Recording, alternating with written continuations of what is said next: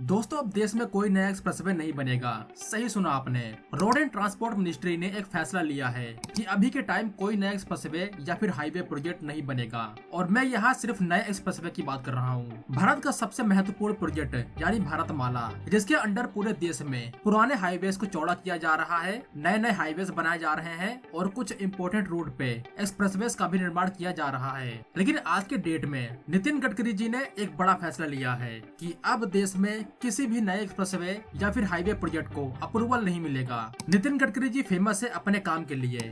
ये कुछ ऐसे नेताओं में शामिल है जिनको अपोजिशन के लोग भी पसंद करते हैं। इनके बारे में कहा जाता है कि ये बोलते कम हैं और सिर्फ अपने काम से मतलब रखते हैं। लेकिन आज नितिन गडकरी जी के सामने एक बड़ा चैलेंज खड़ा हो चुका है। इस चैलेंज की वजह से गडकरी जी को मजबूरी में ये फैसला लेना पड़ रहा है। तो सवाल बनता है कि आखिर ऐसा क्या हुआ कि अब भारतमाला के नए प्रोजेक्ट नहीं बनेंगे? क्या भारतमाला प्रोजेक्ट को अब रोक दिया जाएगा? आखिर इसके पीछे की सबसे बड़ी वजह क्या है? सब कुछ मैं आपको विस्तार से समझाने वाला हूँ इस वीडियो में।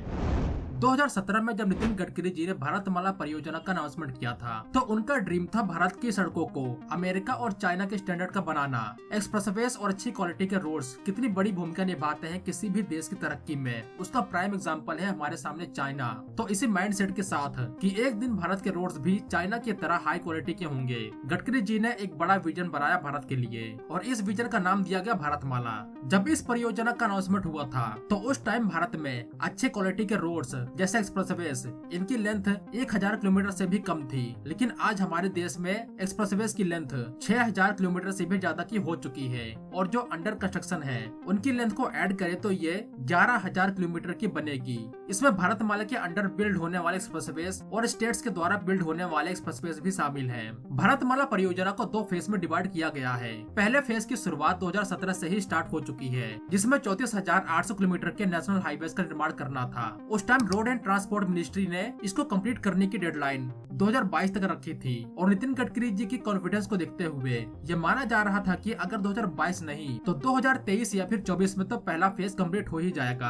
आज के टाइम हम 2025 में आ चुके हैं, लेकिन भारतमाला का पहला फेज कंप्लीट नहीं हुआ। अब बोला जा रहा है कि भारतमाला के पहले फेज को 2027-28 में कंप्लीट किया जाएगा, यानी हम इतने पीछे हो चुके हैं। 34,800 किलोमीटर के टोटल लेंथ में से सिर्फ 17,416 किलोमीटर के हाईवे का ही निर्माण हुआ है और 26,425 किलोमीटर के नेशनल हाईवे अभी बिल्ड होना बाकी हैं। जो दूसरा फेज है उसमें 48,000 किलोमीटर के हाईवे बिल्ड होने वाले हैं। तो सोचो, जब पहले फेज में ही इतना टाइम लग रहा है तो दूसरे फेज को बिल्ड करने में 2040 ना निकल जाए। मैं उम्मीद करूंगा कि ऐसा ना हो।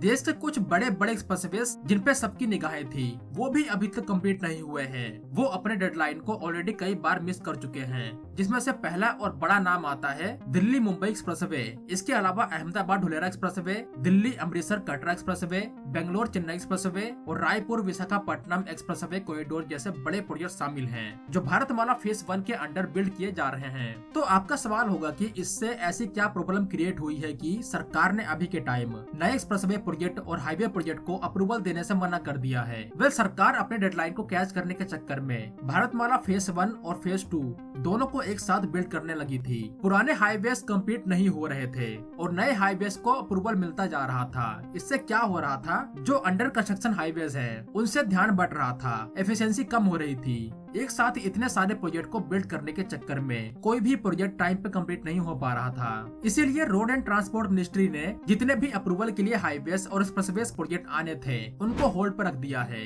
अभी के टाइम सरकार का पूरा फोकस होने वाला है उन प्रोजेक्ट पे जो अभी अंडर कंस्ट्रक्शन है। जब ये सभी प्रोजेक्ट कंप्लीट होंगे तब जाके नए प्रोजेक्ट को मंजूरी मिलेगी। अब जैसे वाराणसी से कोलकाता के बीच 6 लेन का एक सुपर फास्ट एक्सप्रेसवे को बिल्ड करना था, जिसकी लेंथ 610 किलोमीटर की होने वाली है। ये प्रोजेक्ट भारतमाला फेज 2 के अंडर बिल्ड होगा और इसको अप्रूवल भी मिल चुका है। ऐसे ही कई प्रोजेक्ट हैं भारतमाला फेज 2 के अंडर जिनको अप्रूव किया गया है, जबकि भारतमाला फेज 1 के कई सारे प्रोजेक्ट काफी लंबे समय के लिए डिले हो चुके हैं। जो सरकार का फैसला है अगर उसको समझे तो हमें 2028 तक का वेट करना पड़ सकता है, जब फेज 2 के प्रोजेक्ट बनने स्टार्ट होंगे। अब आपका सवाल हो सकता है कि सरकार इनको एक साथ बिल्ड क्यों नहीं कर सकती? आखिर जब धीरे धीरे ही बिल्ड होने हैं तो एक साथ बिल्ड करने में क्या प्रॉब्लम है?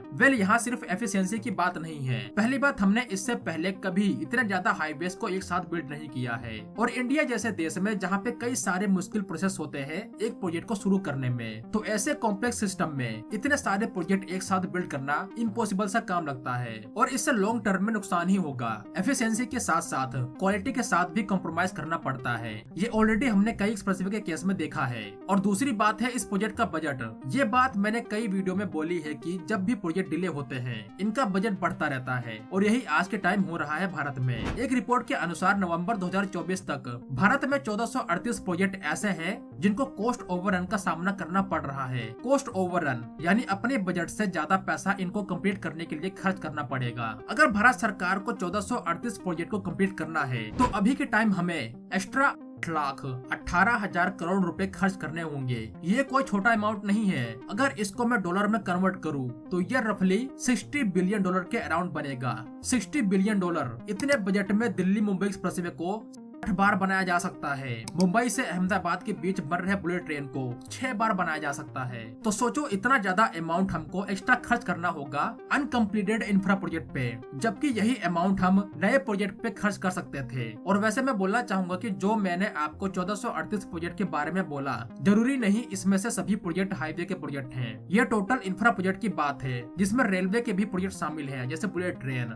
बट इसका इम्पैक्ट इसलिए है क्योंकि जो फंड है इन सभी प्रोजेक्ट का उसको एक ही जगह से आना है, तो इसको कैसे मैनेज करे वो एक बड़ी प्रॉब्लम है। अब जो पैसे आने वाले इंफ्रा प्रोजेक्ट पे खर्च किया जाना था वो पैसे अब पुराने इंफ्रा प्रोजेक्ट को कंप्लीट करने के लिए खर्च किया जाएगा। अगर इतने बड़े कॉस्ट ओवररन की वजह पे ध्यान दे तो सबसे बड़ा रीजन निकल के आता है लैंड एक्विजिशन में देरी। ये एक मेजर प्रॉब्लम है जिसको मैंने कई वीडियो में बोला है। ये पहला स्टेप होता है जिसके बिना कंस्ट्रक्शन स्टार्ट नहीं हो सकता। लैंड एक्विजिशन की वजह से बुलेट ट्रेन प्रोजेक्ट को भी डिले का सामना करना पड़ा है। इसके अलावा इन्वायरमेंटल सेफगार्ड, रिहेबिलिटेशन, प्रोजेक्ट के स्कोप में चेंज होना और इन्फ्लेशन जैसे बड़े रीजन शामिल हैं। जो भारतमाला फेज 2 है वो फेज 1 से भी बड़ा होने वाला है। जो हम एक्स्ट्रा अमाउंट खर्च करेंगे अपने पुराने अधूरे प्रोजेक्ट को कंप्लीट करने में, उन पैसों से भारतमाला फेज 2 के कई सारे प्रोजेक्ट कंप्लीट हो सकते थे। लेकिन अब ऐसा कुछ नहीं होगा। एक्स्ट्रा अमाउंट तो खर्च होगा ही, साथ में डिले भी देखने को मिलेगा। सरकार ने सब कुछ यहाँ पे कैलकुलेट किया होगा, इसीलिए फेज 1 की डेडलाइन 2028 तक बढ़ा दी गई है। वेल, अब इस पे और क्या बोला जा सकता है। एक तरह से देखा जाए तो इसको मैं सरकार का सही फैसला मानूंगा। अब सरकार का पूरा फोकस रहेगा फेज 1 को कंप्लीट करने में। एक तरफ सरकार फ्रीबीज के ऊपर हजारों करोड़ रुपए खर्च कर रही है, जो पैसा इंफ्रा प्रोजेक्ट पे खर्च किया जा सकता था, और दूसरी तरफ कॉस्ट ओवररन की वजह से भारत पे और ज्यादा फाइनेंशियल बोझ बढ़ता जा रहा है। अब पता नहीं सरकार ये सब कैसे मैनेज करेगी। वेल, इतना चैलेंज फेस करने के बाद भी सरकार ने 2047 तक का विजन रखा है, जब भारत अपने आजादी का 100 साल कंप्लीट कर चुका होगा। 2047 तक का सरकार का विजन है 100 से 150 किलोमीटर के अंडर आपको एक सुपर फास्ट एक्सप्रेसवे मिल जाएगा देश के कोने कोने में। इसका मतलब 2047 तक देश में सभी national highways access control highways में कन्वर्ट होने वाले हैं, या फिर उससे भी ज्यादा, जैसे चाइना आज के टाइम कर चुका है। दोस्तों, मैं आप लोगों से जानना चाहूंगा कि क्या भारत सरकार का 2047 तक का विजन अपने टाइम पे कंप्लीट हो पाएगा? कमेंट में जरूर लिखना। तो इस वीडियो में बस इतना ही था। होप कि आपको ये वीडियो इन्फॉर्मेटिव लगी हो। तो मिलते हैं नई वीडियो के साथ, तब तक के लिए जय हिंद दोस्तों।